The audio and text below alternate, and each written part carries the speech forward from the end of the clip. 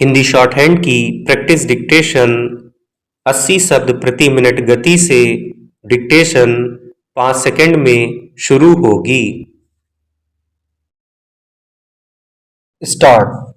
हम जानते हैं कि जिस तरह एक शिक्षक, एक इंजीनियर, एक चिकित्सक को अपने पेशेवर जीवन को लगातार अद्यतन करते रहने की जरूरत होती है, ठीक इसी तरह हम सभी को अपने काम ही नहीं बल्कि अपने जीवन को भी देखते और तौलते रहने की जरूरत होती है।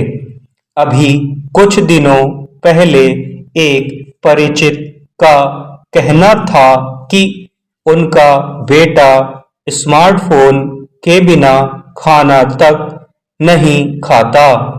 ऐसे में माँ उसे फोन पकड़ाकर इस परेशानी से छुटकारा पाती है। उन्हें उसकी जिद के आगे और कोई रास्ता ही नहीं सूझता। जब तक बच्चे को फोन नहीं मिलता वह जिद करता है, जमीन में लौटने लगता और रोने लगता है। हालत यह है कि उसे सुबह उठते ही फोन चाहिए।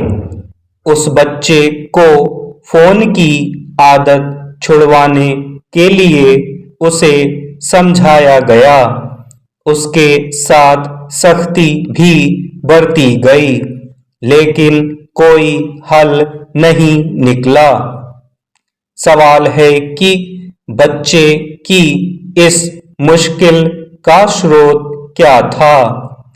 घरों में आमतौर पर यह देखा जा सकता है कि माँ या पिता जब भी खाली होते हैं बस तुरंत अपना मोबाइल उठाकर देखने में मशगूल हो जाते हैं। एक काम से दूसरे काम के अंतराल के बीच दिन में कई बार वे फोन पर घंटों व्यस्त रहते हैं।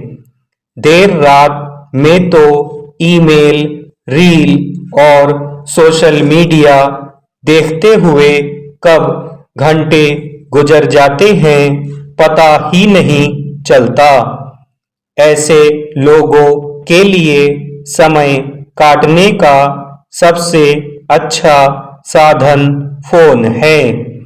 बहुत से मोबाइल उपभोक्ता जानते हैं कि स्क्रीन पर लगातार देखते रहने से उनकी आंखों की रोशनी पर असर पड़ता है। मोबाइल की आवाज से दूसरों को शोर महसूस होता है। कान में ईयरफोन लगाकर सुनने से श्रवण क्रिया बाधित हो सकती है। लगातार रील देखते रहने से हमारे शरीर में डोपामाइन का स्तर तेजी से बदलने लगता है, जिससे शरीर के हार्मोन पर प्रभाव पड़ता है और यह शरीर के लिए हानिकारक है। चिकित्सकों के अनुसार लगातार फोन का इस्तेमाल करने से आंखों में जलन, सिर दर्द, नींद की कमी और तनाव जैसी समस्याएं हो सकती हैं। स्मार्टफोन की लत बच्चों में शारीरिक, मानसिक उथल-पुथल और भावनाओं को प्रभावित करती हैं। बच्चों का हम उम्र बच्चों के साथ खेलना, परिवारजनों का आपसी संवाद कम होना भी इसका एक बड़ा कारण बनता जा रहा है। केवल घर परिवारों में ही नहीं, अब सड़कों पर मोटरसाइकिल चलाते हुए लोग भी मोबाइल पर बात करते मिल जाएंगे। यह नियमों के विरुद्ध है, लेकिन कहां-कहां और किस तरह से लोगों को रोका जा सकता है। स्टॉप।